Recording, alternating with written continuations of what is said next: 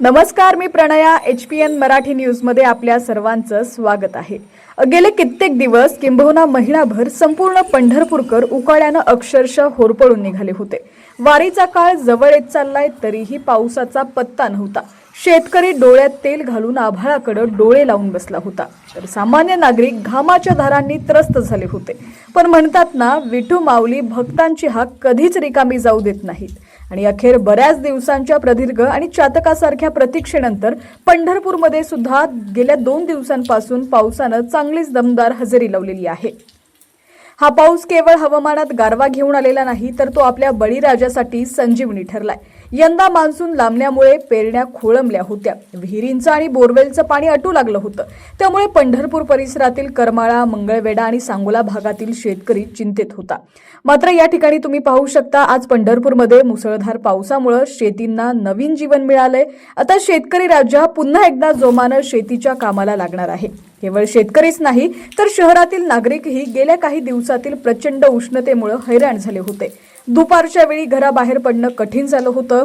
पण काल आणि आज पावसानं चांगली हजेरी लावल्यामुळे पंढरपूरमध्ये नागरिकांमध्ये सुद्धा समाधानाचं वातावरण पाहायला मिळतंय.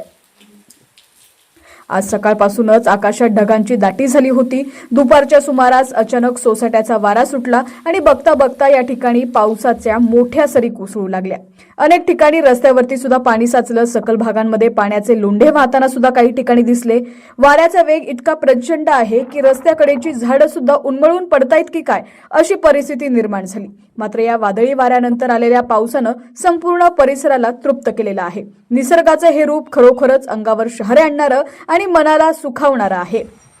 पंढरपूर आणि पाऊस यांचं एक वेगळंच नातं आहे. आषाढी वारी अवघ्या काही दिवसांवरती येऊन ठेपलीये. लाखो वारकरी पंढरीच्या वाटेवरती आहेत. अशा वेळी जर पाऊस नसता तर वारकऱ्यांना या कडक उन्हाचा मोठा त्रास झाला असता. पण विठ्ठलाच्या कृपेनं आता संपूर्ण पंढरपुरात आणि वारीच्या मार्गावर एक सुखद गारवा निर्माण झालाय.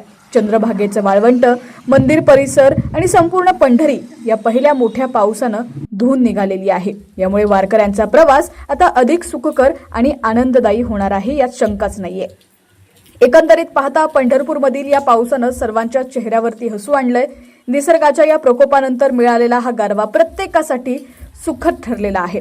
हा पाऊस असाच पडत राहो आणि संपूर्ण महाराष्ट्र सुजलाम सुफलाम हो, हीच विठू माऊलीच्या चरणी प्रार्थना. अधिकच्या अपडेटसाठी पाहत रहा HPN मराठी न्यूज.